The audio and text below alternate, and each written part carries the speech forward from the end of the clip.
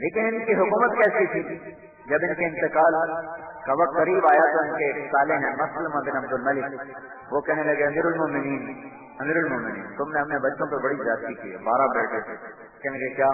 کہا تم مر رہے ہو، تم نے اپنے بچوں کے لیے چند پیسے بھی نہ چھوڑے کہ یہ کچھ روٹی کھا لیں، تو کیا کرو تیری اولاد کیا کرے گی تیرے بعد؟ تو عمر بن عبدالعزیز کا جواب سنو، پلے باندھو، دل کی کتاب پہ لکھ لو۔ فرمانے لگے مسلمہ حرام کھلایا نہیں، حلال میرے پاس تھا، حرام کھلایا نہیں، حلال میرے پاس تھا۔ پھر عمر کہنے لگے مسلمہ اگر میرے بچے نیک ہوئے تو اللہ انہیں ضائع نہیں کرے گا، اگر نافرمان ہوئے تو مجھے ان کی ہلاکت کی پرواہ ہوگی۔ پھر اپنے بچوں کو بلوایا، ان کو دیکھا تو رونے لگے۔ 41 سال کی عمر میں تو فوت ہو رہے، زہر دیا تھا خود خاندان والوں نے، ان کو دیکھ کے رونے لگے۔ کہنے کے بیٹو میرے سامنے 2 راستے، ایک یہ تھا میں تمہارے لیے حرام پیسہ اکٹھا کرتا تھا اور دولت کے انبار لگاتا تھا، لیکن اس کے بدلے میں آگ میں جلتا تھا۔ دوسرا راستہ یہ تھا میں تمہیں اللہ سے جوڑ دیتا اور تمہیں اللہ سے لینا سکھاتا اور خود میں جنت میں جاتا۔ میں نے تمہیں دوسرا راز سکھا دیا ہے، جب ضرورت پڑے میرے اللہ سے کہہ دینا، وہ تمہیں کبھی ضائع نہیں کرے گا۔ اس بات کے 20 سال کے بعد لوگوں نے دیکھا کہ عمر بن عبدالعزیز کی اولاد ایک ایک مجلس میں 100 گھوڑے اللہ کے نام سے خیرات کرتے تھے، اور ہشام کی اولاد جو ایک ایک بچے کے لیے 10 لاکھ درہم چھوڑ کے مرا تھا، اس کی اولاد جامع مسجد کی سیڑھیوں پہ بیٹھ کے خیرات مانگا کرتی۔ اور حکومت ایسی کی ہے، عید کا موقع آیا، بچوں نے ماں سے کہا ہمیں نئے کپڑے تو لے دو۔ بنو امیہ نے بڑی ٹھاٹ سے حکومت کہ ہمیں کپڑے لے لو، ابا سے کہو کپڑے لے لو عید کے لیے، نئے کپڑے۔ تو عمر جب آئے گھر میں تو بیوی فاطمہ نے کہا، بیوی کا نام فاطمہ تھا، عبد الملک کی بیٹی، کہ بچے کپڑے مانگ رہے ہیں۔ اس پر حضرت عمر نے کہا فاطمہ تمہیں پتہ ہے میرے پاس پیسے کوئی نہیں، اور اس وقت 3 بر اعظم میں زکات لینے والا مسلمان کوئی نہیں بچا تھا، اور بیت المال پیسے سے بھرا پڑا۔ تو فاطمہ تمہیں پتہ ہے میرے پاس پیسے کوئی نہیں۔ تو ان کی بیوی نے کہا میں آپ کو ایک راستہ بتاتا ہوں۔ کہنے کی کیا؟ کہ آپ اگلے مہینے کی تنخواہ پیشگی لے لیں، اس سے میں کپڑے سی لوں گی اور روٹی کا خرچہ میں مزدوری کر کے چلا لوں، گھر بیٹھے مزدوری کر لوں۔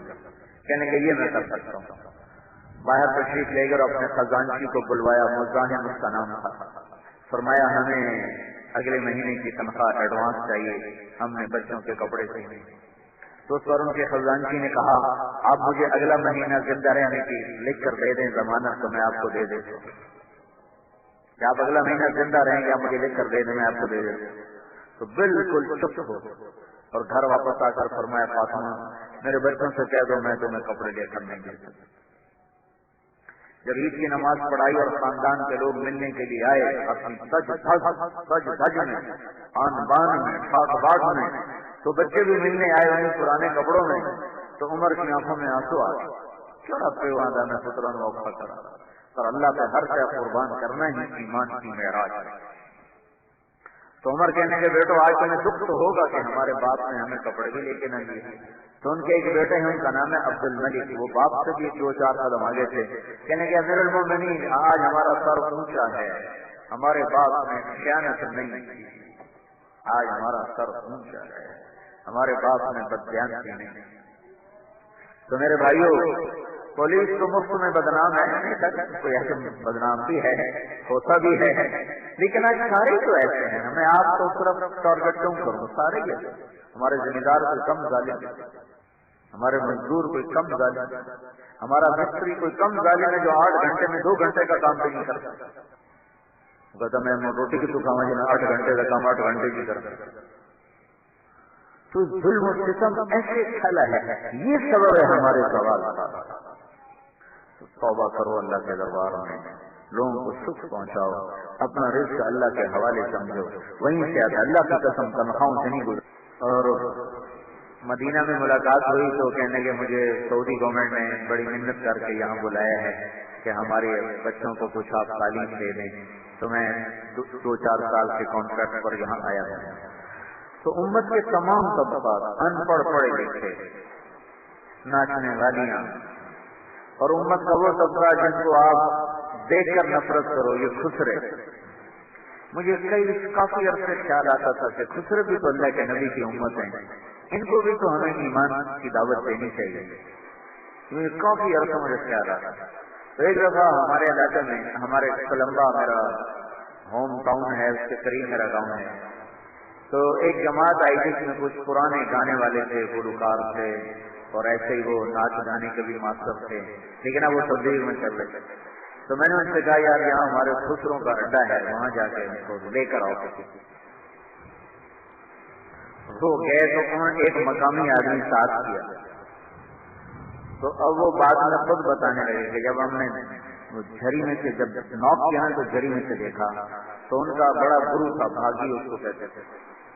تو بھاگی نے پوچھا کون ہے؟ کہ ایک بندہ ہے کہ باقی مولوی ہے، اور جس کی داڑھی نہیں، کہ ایک بندہ ہے کہ باقی مولوی ہے. دروازہ پر کھولو. انہوں نے دروازہ کھولا، وہ جا کے بیٹھ گئے. تو وہاں کوئی انڈین فلم لگی ہوئی، وہ دیکھ رہے تھے. تو انہوں نے کہا بھائی ہم نے آپ سے کوئی بات کرنی ہے اللہ رسول. کہنے کے حالی تک فلم دیکھ رہا. انہوں نے کہا دیکھو بھی. وہ چپ کر کے بیٹھے تھے. جب فلم ختم ہو گئی کبھی اب ہم نے آپ سے بات کرنی ہے. ان کا جیسے حالی اپنا ریاض کر رہے ہیں، کرو گئی. تو انہوں نے ناچنا شروع کر دیا. تو آدھا پونا گھنٹہ وہ ناچتے رہے، یہ چپ کر کے بیٹھے رہے.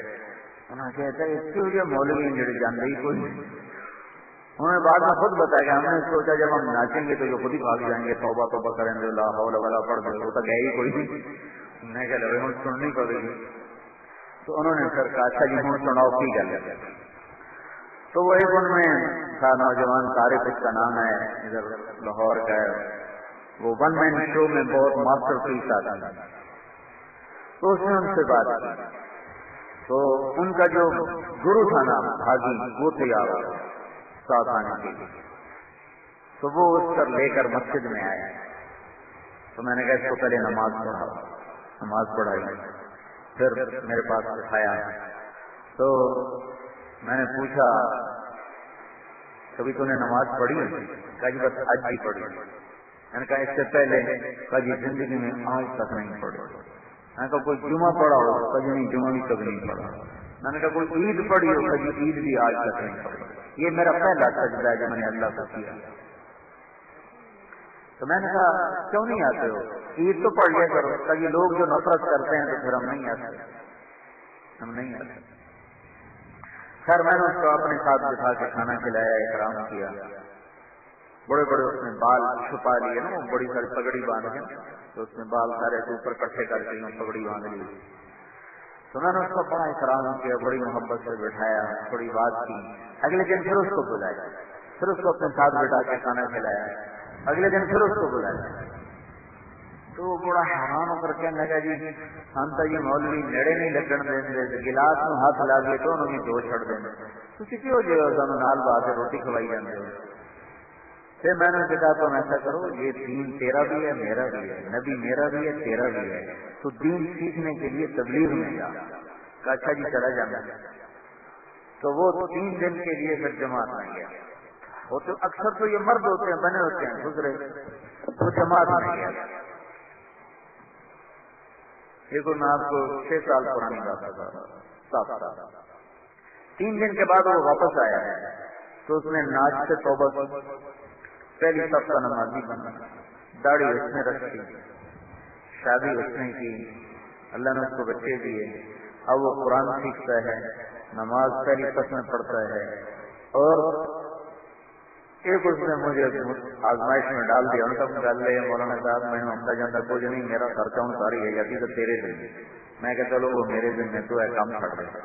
مطلب ہم تو ان کا توڑ کے راضی نہیں ہے، تو اب ہم مجھے کام تو کوئی آتا کوئی نہیں، لہٰذا میرا خرچہ تو نے اٹھانا ہے جب تک تو زندہ ہے یا میں زندہ. میں کہ چل ٹھیک ہے، جب تک میں زندہ ہوں تو زندہ ہے، تیرا خرچہ میں اٹھاؤں گا. اس نے کوئی 10 ناچنے والوں کو بلا کر میرے سامنے ان کے بال کٹوائے، ان سے توبہ کروائی.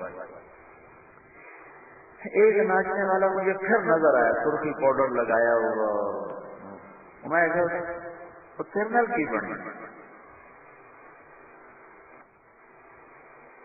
آندا جی مسجد وڑیا مولوی صاحب آ کے خسرا کدے وڑایا کڈھن نو پایا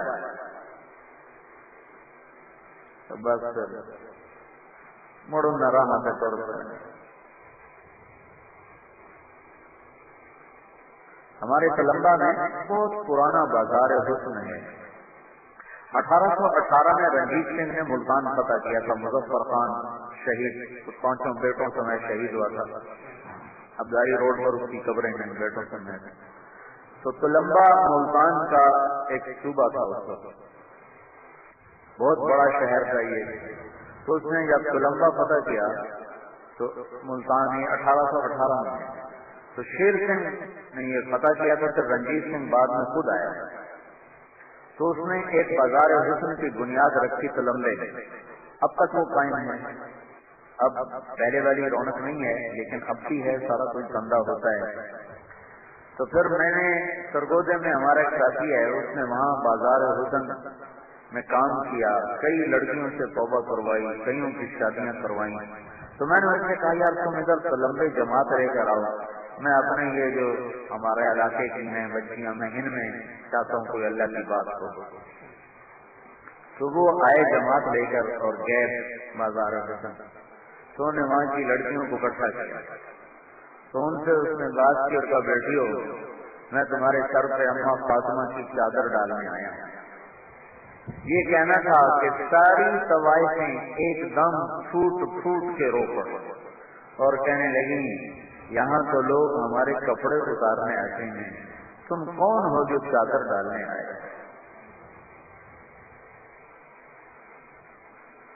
اتنا روئیں کہ اس کو بھی رلا رہا کہ یہاں تو ہمارے کپڑے اتارنے نہیں ہو رہا, تم کون ہو جو چادر ڈالنے آئے. ایمان کی کیا چیز. پھر خالد عباس ڈار ہے, وہ 3 دن کے لیے ہمارے تلمبے جماعت میں آیا. جواد وسیم ایک اداکار ہے, میں نے ان کو بھیجا, میں نے جاؤ ان سے بات کرو. پھر وہ گئے, انہوں نے ان سے بات کی. تو انہوں نے مطالبہ رکھا کہ آپ کہو مولوی طارق جمیل جو ہمارے علاقے کا اتنا مشہور ہے, لوگوں میں واز کرتا ہے, ہمیں کیوں نہیں اللہ کی بات سنا, ان سے کہو ہمیں اللہ کی بات سنا. تو میں نے کہا اچھا ٹھیک ہے. تو وہاں میں نے ایک چھوٹا سا اسکول بھی بنایا ہوا ہے گرامر کا, بچوں کو اچھی تعلیم دینے کے لیے. تو اس اسکول میں نے ان کو جمع کیا. وہ 60-70 اکٹھی ہوئی, کچھ ایجڈ کچھ جوان, 30-35 جوان کی دبئی ناچنے جاتے ہیں. تو میں نے ان میں بیان کیا, میں نے صرف کیا بیان کیا کہ عورت کا دین میں کیا مقام, جب یہ ماں ہوتی ہے تو کیا مقام, بہن ہوتی ہے تو کیا مقام, بیوی ہوتی ہے تو کیا مقام, بیٹی ہوتی ہے تو کیا مقام. میں نے یہ بیان کیا کہ اللہ کے نبی نے فرمایا تھا کاش میرے ماں باپ زندہ ہوتے, اور نہیں تو میری ماں تو ہوتی, اور میں عشاء کی نماز کے لیے مصلی پہ ہوتا اور سورۃ فاتحہ شروع کر چکا ہوتا, اور ادھر سے میرے گھر کا دروازہ کھلتا اور میری ماں مجھے کہتی بیٹا محمد, تو میں اپنی ماں کی خاطر نماز توڑ دیتا اور میں کہتا جی اماں جان میں نماز دوبارہ شروع کرتا, تسا حکم کرو کی حکم. تو وہ اتنا روئی ہو,